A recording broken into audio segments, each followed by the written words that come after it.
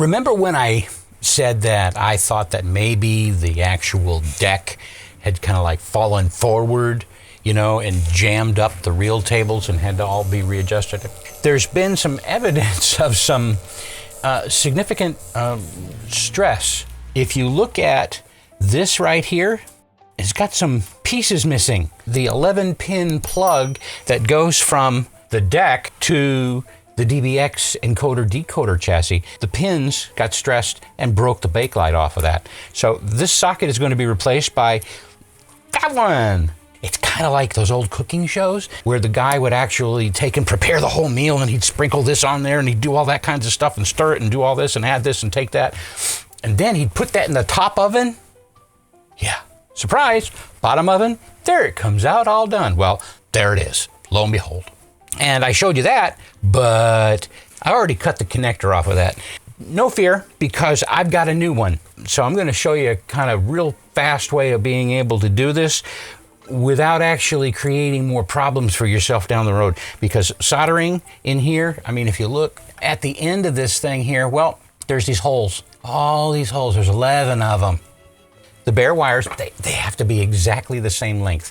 You push all these through at the same time and you get just a little bit coming through. So you have to flow solder. Cleanly heat up the outside tip of these, but it has to be an absolutely clean solder tip on your solder iron, because you don't want to leave any solder or flux or anything like that on the outside of this, because that will make the diameter larger and it'll be harder to insert this into the connector later. Moving right along, I need to find where pin 1 is, and then I'll just start with brown and work my way around. Got it? Pin 1 is going to be right here at my 3 o'clock. I'm just going to take this and strip this little bit off right here, and maybe 1/4 of an inch. It's going to sort of immobilize this umbilical here. Because there's just a little bit of solder in there, it's going to keep the ends from fraying. All I really have to do is to just center this through the hole and then just bend this back. On the one hand, I might have wanted to put some heat shrink on each of one of those going around, but they didn't, so I'm going to forego that. Besides, it's not in the budget. Instead of actually stripping the wire off of all of them, I'm going to do them one at a time, because if you strip them all off and then they're all hanging there naked, well, as you're working with other ones, it may make the wires fray a little bit. I can tell by looking at this one that the wires are a little bit frayed, so don't be afraid. Now, I just grabbed the next color because I didn't see a green in the bundle, and I'm still not seeing a green in the bundle. I could have made it easy on myself when I cut this connector off and actually left some of the insulation, you know, maybe 1/4 inch or so of insulation on each one of these, so that I could identify what colors were going to be going to which lugs. Because as it turns out, that the colors of the wires inside here do not match the colors that are going to be on the connector that plugs into that. They change. All of those wires, 1 through 8, and we'll just take 1, okay, and we're going to follow 1. 1 is actually going to go all the way to there, pin N, as in Nancy. This right here is card 1, 2, 3, 4, and so on. Okay, well, the brown wire is going to card 1. Okay, the red wire is going to card 2, orange is to 3, and so on and so forth, all the way down the line. Yellow, then blue, not green. So they're not following the exact color coding sequence numerically. Blue, purple, gray, and white. 1 through 8 is going to be the first 8 lugs on this connector. The remaining 3 wires are going to be 9, which is going to be white with a red tracer. 10 is pink all by itself. 11 is white with a brown tracer.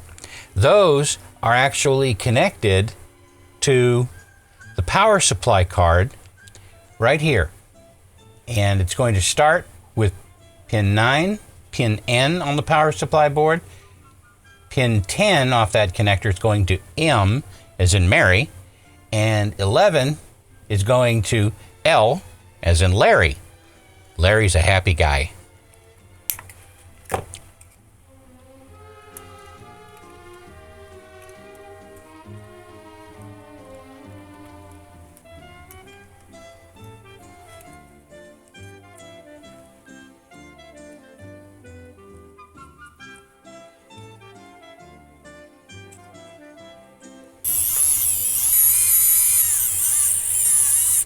Now I put the connector on this end and break out my cheat sheet to correctly get the wires all into the new connector. There's no way to pull the wires actually through and pull this off because they filled it with the primitive Flex Seal. It's not RTV and it's not epoxy, so I don't know what it is. If you don't hear me say anything else at all, this is first, foremost, principal, priority thing. Put the boot on the cable before you solder the connector on. First thing I do in the morning, get myself a cup of coffee and put my boots on. What I want to do is I want to just take these wires, get them, you know, flared out a little bit and so forth in order to be able to fit through these little bitty holes inside there. I don't want to cut so much jacket off that I end up with a really, really short cable. I want to try to keep it as long as I can. So I'm kind of eyeballing this as far as, you know, how much wire I want to come out of there, taking into consideration the flaring of the wires as well, which is going to create a tangential diminished amount of length in the wires. I don't even know if that's a thing, okay? But I just been there, done that, got the t-shirt, and the colors ran. So I'm gonna probably cut the jacket right about there. I wanna make sure that I don't have any of the colored wires showing below the boot. That's like walking around with your fly down. I mean, it's like, oh man, does he know? Should we tell him? Just sort of stretch this so that it'll separate without being so deep that I risk nicking those other wires that are in there. Just breaks that loose. And yep, they're coiled up in there. There's a helix of wires. And the boot will be right about there. That's going to give me just enough of wire protruding through the ends of those pins. Pin 1 is going to be right adjacent to that key, which is that little protrusion on there. Okay. So we're going to start with brown. We'll do it this way. That is the old list for the socket. What I want to do is just pick opposite ones. I want to get blue and brown into position, poked through and soldered into position. And then with that, those two wires holding the connector on, I'll be able to just work the rest of them through all the way around. One other thing you can do is when you got just a little bit of the wire showing and you still got the insulation on there, twist the insulation because it's still on those strands of wire and it'll help tighten up that wind. See, that wire just comes right through there. I know it's a little bit out of focus, we're trying to work with it. I'm gonna go ahead and just back that off a little bit and then fold that over just to hold that while I get the blue wire in there. Pushed, back that off just a little bit, and then I'm gonna bend that over. That's gonna hold that in place. Now this is what I was talking about as far as having a very clean tip. I don't want any snots left on this tip from previous soldering. So what I like to do is to just take a balled up, well, maybe not balled up, but folded 4 or 5 times piece of paper towel, right? Because that will get anything left on there off. Just make sure that I got all that off of there. I'm going to heat the outside of that pin. That's going to melt the solder off. But I'm also going to try to push a little bit more solder in there while it's flowing onto that wire. When the solder melts off of there, I'll know that it had heated it enough. And that's what it will look like.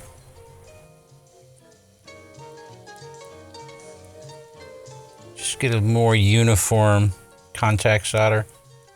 It looks like I did the thing that I said that not to do, and that is I got a glob of solder on the outside, and that's going to affect the pin penetrating into the socket, and the blue wire came out. Actually, I'm going to go ahead and use that glob of solder that's on there to reheat this pin, get that wire back in there.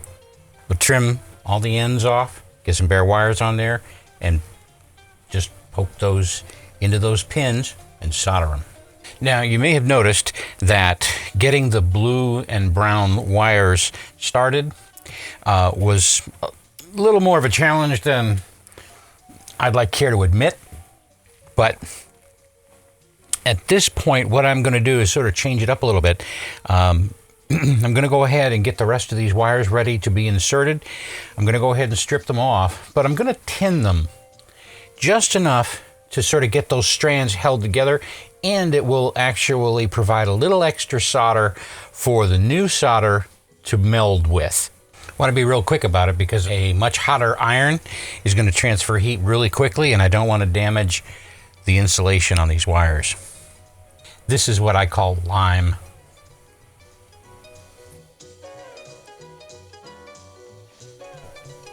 Got a little bit of a snot on the end of that one, and I don't want that to keep it from actually passing through the hole of the pin. Now that they're all tinned, I'm going to go ahead and just start inserting them into their respective receptacles. It's red on 2, orange, yellow, green, gray, white, black, and pink. It looks right, but really the only way to check continuity is to go ahead and pull the connector that's inside this deck off of the logic board in order to then wring it out and check for continuity to make sure that all of these solder joints are good before I trim everything off again, because at that point I just don't want to have to do the job twice. This connector actually goes on to an edge connector that's on the function control logic board. What I can do is at least identify the colors here and check all these pins. Now there are 12 on here, but only 11 are in use. You can see that that one right there doesn't have anything on it. So we're just going to go ahead, get the meter out, and then just check this before I sign off on it altogether. So now we'll check continuity and clean these pins up.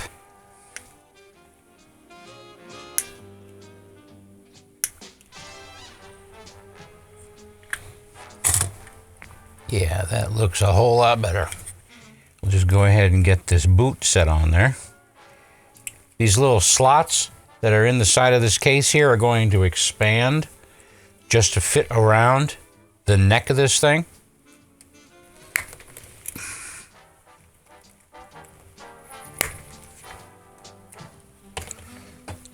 Take and plug this back into the deck and plug this into the noise reduction unit and watch the magic happen. Now, because I've never actually put power to that DX8, which is the noise reduction unit for the whole deck and everything like that, I'm going to bring it to life with the bench supply. I'm going to just gradually bring the voltage up because, again, you know, I don't really know the status of it. Okay, so, but I did want to actually show you something. This is just a little tidbit, tech tip or something like that, some things that you might not be aware of. If you look at a power cord, for example, you know, this power cord doesn't have a ground prong on it. And not only that, but it doesn't have a different sized prong on there. They're both the same size. So which way is this supposed to go into the socket? Well, let me show you something. Okay, just real quick, if you look at the actual cord itself, well, you see how this is all smooth, right?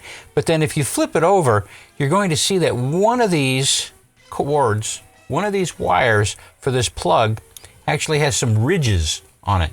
Well, at the factory, they actually put the plug on the unit so that they know that this is the neutral connector. So this is the neutral. This is going to go into the outlet that has the larger actual opening on there. You know, you're going to have one that's like this big and then one of them that's going to be, you know, larger still.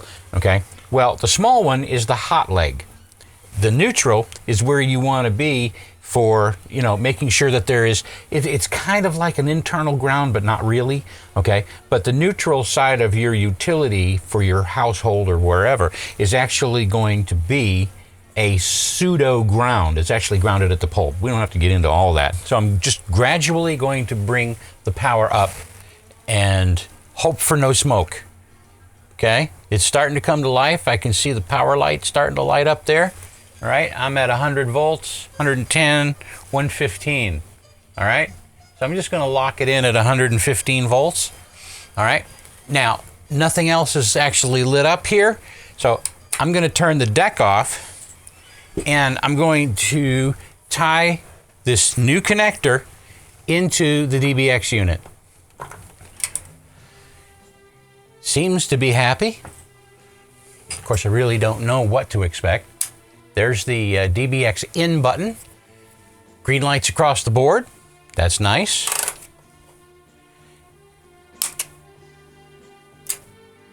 Wow. So, the purpose of this is that when you're playing back a recording that you're going to add tracks to, you're going to want to be in sync mode, what they call normal. All right? But if you're recording in DBX, you need to be able to play back and decode the DBX processing. So if you do that, then the track that you're going to use, that you're actually going to record on, is actually going to go back to encode mode. The rest of these, because you're not actually recording on them, is actually going to be in decode mode.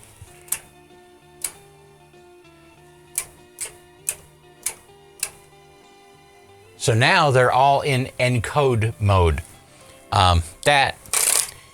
That is a beautiful thing. Okay. Well, the mailman arrived, and let's see what Santa sent us this time. These look like capacitors. Is this getting as old for you as it is for me? That's a rhetorical question. Let's see, what are they supposed to be? 100 mic at 25. These are supposed to go to the power supply card in the DBX DX8. Right yonder. Oh, aren't they just adorable? And these are 470s at 40 volts. 10 at 50s. And there it is. There's actually 3 discrete power supplies on this card. One for a positive 15 volt power supply, one for a negative 15 volt power supply, because the chips that are in there are bipolar. They're in therapy, but they need 2 different power supplies. The third power supply is actually a 12 volt power supply, which is primarily for the relays that are in operation in here as far as switching between encoding and decoding and so forth. So 3 470s, and I count 5 10 microfarad at 25. The power supply card is actually labeled right up here at the top. There's a plus sign etched onto the board. These 10s, they're hard to read, but they're all marked. So don't necessarily need breadcrumbs this time out. So let's get on this thing.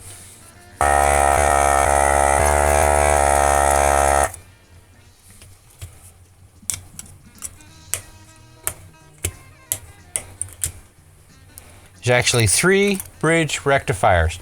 There's 3 secondaries that come off of that main transformer, 1 primary, 3 secondaries, and 3 independent bridge rectifiers. I like to mount the capacitors in such a way as to just be able to look right at the top of it and see the values. Just makes it easy. You saw me before, like I'm having to twist the board around in order to be able to read them and stuff like that. Just going to eyeball where that lead would line up with the hole that it's going to be soldered into. Values facing up. It's like brain surgery with a chainsaw. Okay, you just do it by eye.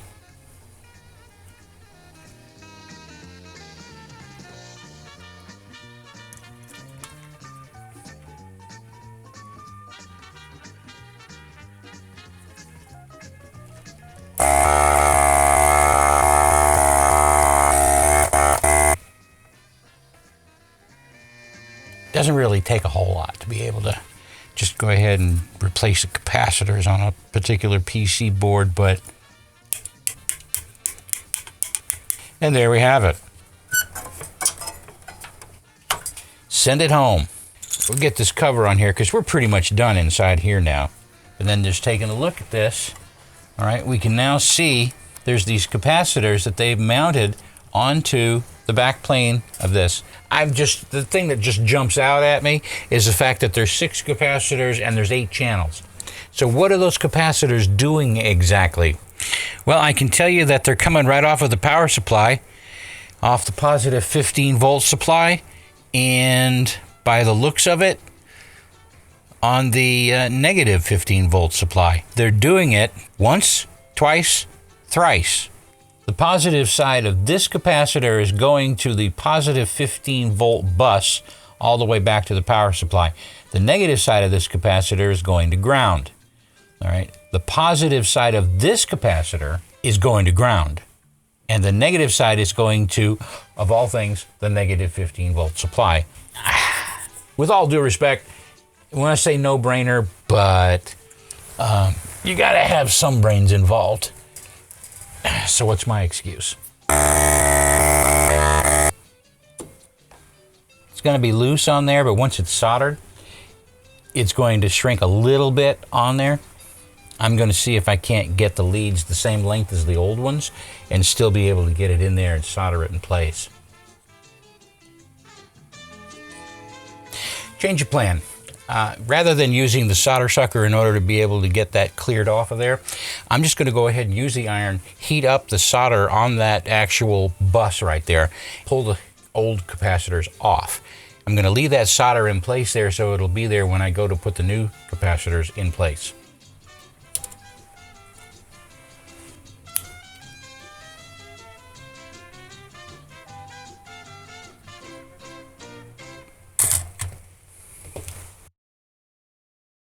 Let's put some juice to it. Fire in the hole. Sounds about right. Got a power indicator. You can see that all of this is working. The DBX unit is not engaged, so I'll engage this, and in this mode, it should still be in decode mode. And it is. And then for, say, channel 1, you're going to record on channel 1, then you're going to want to encode channel 1. And it's doing all that. We'll put some audio through this thing, record some stuff on tape, see how it sounds, see how it behaves, and get all kinds of excited about this.